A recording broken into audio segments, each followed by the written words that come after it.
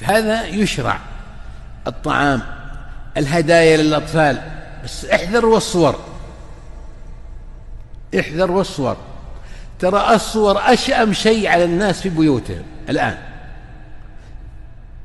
هذه خطيرة ولا يدرون الناس عنها، لأن الملائكة عليهم السلام ما يدخلون بيت فيه صورة. سيد المرسلين صلى الله عليه وسلم محمد صلى الله عليه وسلم وعده جبرائيل عليه السلام يأتي بيته، وما يأتي إلا بيت عائشة رضي الله عنها، وعائشة رضي الله عنها ما ولدت.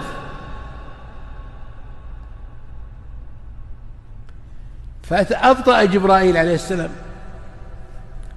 قال النبي صلى الله عليه وسلم: ما كان الملك يخلف وعده. أبطأ، خرج إلى الطريق النبي يلتمس، وإذا جبرائيل موجود على فرس، صورة دحية بن مالك، دحية الكلبي غالبا، رجل شيخ وقور معمم، لباسه ساتر وجميل وكذا، يجيب صورة دحية الكلبي. قال النبي: ما أبطأك، أخطيت علينا، تأخرت علينا. قال: إن معشر الملائكة لا ندخل بيت فيه تمثال أو كلب أو صورة، وإن البيت فيه جرو كلب، فريخ كلب، لأن الناس يتزينون به حين يشرونه بشراء، ويشرون طعامه وقوته وكل شيء. هذا منع جبرائيل من دخول المسجد، وأنتم تزينون بيوتكم به، أو يا الله فكر. هذا واحد. جيروا من اللي جابه الحسن والحسين رضي الله عنهم، أطفال يلعبون، فلقوا الشارع دخلوا بيت عائشة، ولا عائشة ما عندها عيال، بلوى هذا. فمر بجرو الكلب فليخرج.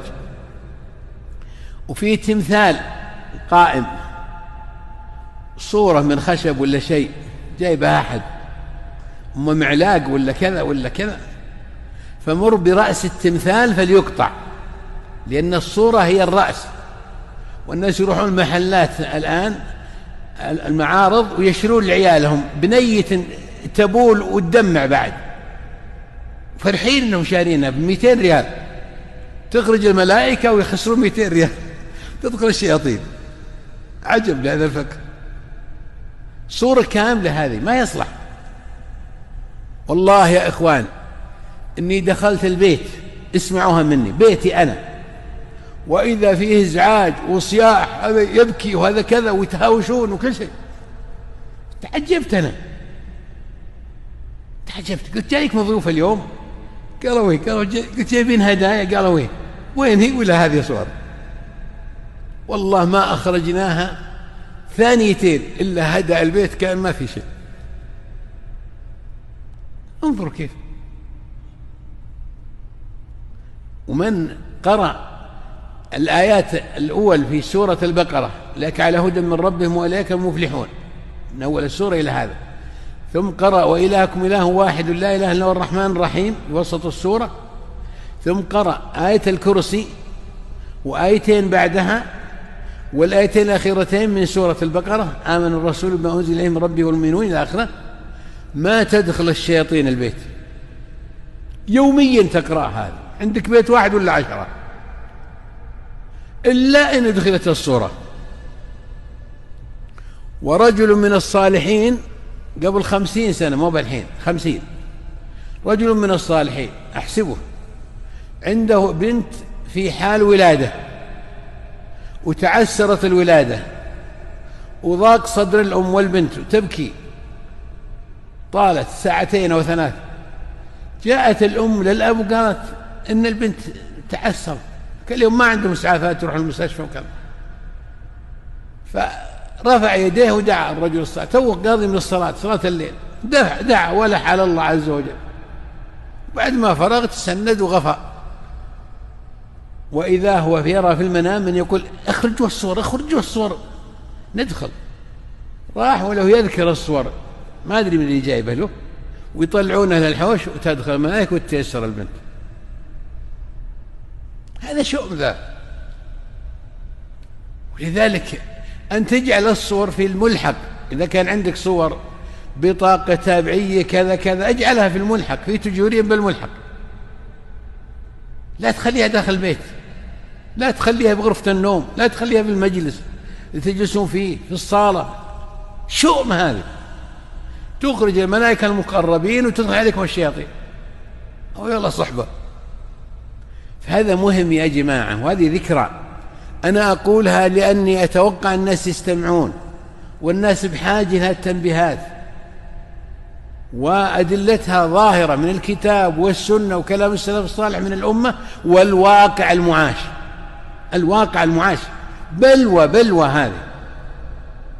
وإذا وجدتم صورة اطمسوها. كان النبي صلى الله عليه وسلم يطمس التصاليب، شعار الصليب هذا شعار النصارى الضالين، ويطمس الصور. وبعث علي بن أبي طالب لا تدع تمثالا والصورة إلا طمسته، ولا قبرا مشرفا إلا سويته.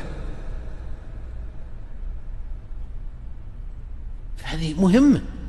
أما الناس يزينون بيوتهم بالصور، ويزينون بيوتهم بالتماثيل، ويزينون بيوتهم بالكلاب، هذا حمق، وهذا غباء، وهذا غفلة، وهذا جهل، وهذا تكبر من اللي يدري، وهذا إعانة على قلة ذكر الله بالبيت. والنبي صلى الله عليه وسلم ضرب مثل، قال مثل البيت التي يذكر فيها الله والذي يذكر فيه الله كمثل الحي والميت، والناس الذي يذكر الله كمثل الحي، واللي ما يذكر الله مثل الميت. تبون بيتكم تصير كذا ميتة وأموات اللي فيها؟ هذه ذكرتها بمناسبة ختم الشهر وذكر آداب العيد اللي ينبغي الإنسان يتعلمها وينفذها ويعلمها أهل البيت والأولاد. والهدايا للأطفال في العيد تراها قربة إلى الله جل وعلا، لكن لا تهدونهم صور، لا تهدونهم موسيقى. احذروا، أعدى عدو للناس في بيوتهم الصور والتماثيل والموسيقى، المعازف. لا تجعلوا رنات التلفونات معازف. خافوا الله، ارحموا أنفسكم، ارحموا أهل بيتكم، تأدبوا مع الملائكة المقربين، اسلموا من الشياطين. اللي ما يرجي على الأقل يخاف. والآن ابتلت بيوت المسلمين بهذا، سبحان الله. الجوال ترى معي أنا ل30 سنة ما عمره إلا على الصامت، 30 سنة أو 40، ولا أجيب للمسجد. أعلمكم هذا من شأن القدوة. أنت عندك طواري تجيب الجوال للمسجد، وهذا يرن منا وإذا يرن منا وإذا يرن منا، حتى تصير المسجد كانوا كنيسة نصارى. إلى متى الغفلة؟ إلى متى اللامبالاة؟ إلى متى العناد؟ إلى متى الجفا مع السنة؟ هذه أمور خطأ. كنا نمشي بخطأ وحنا نغمض عيوننا، هذا كفر بنعمة البصر وكفر بنعمة البصيرة. فاتقوا الله، اتقوا الله، اتقوا يوما ترجعون فيه إلى الله ثم توفى كل نفس ما كسبت وهم لا يظلمون. هذه آخر آية نزلت من السماء على النبي صلى الله عليه وسلم، تخويف من يوم القيامة. اتقوا يوما ترجعون فيه إلى الله ثم توفى كل نفس ما كسبت وهم لا يظلمون. وأنت سترجع رغم أنفك، طالبك العمر ولا قصر، فارجع على أحسن حال، لا ترجع على أسوأ حال والعياذ بالله. وفقني الله وإياكم لما يحب ويرضاه، واجعله هداة مهتدين. والله أعلم، وصلى الله وسلم على نبينا محمد صلى الله عليه وسلم.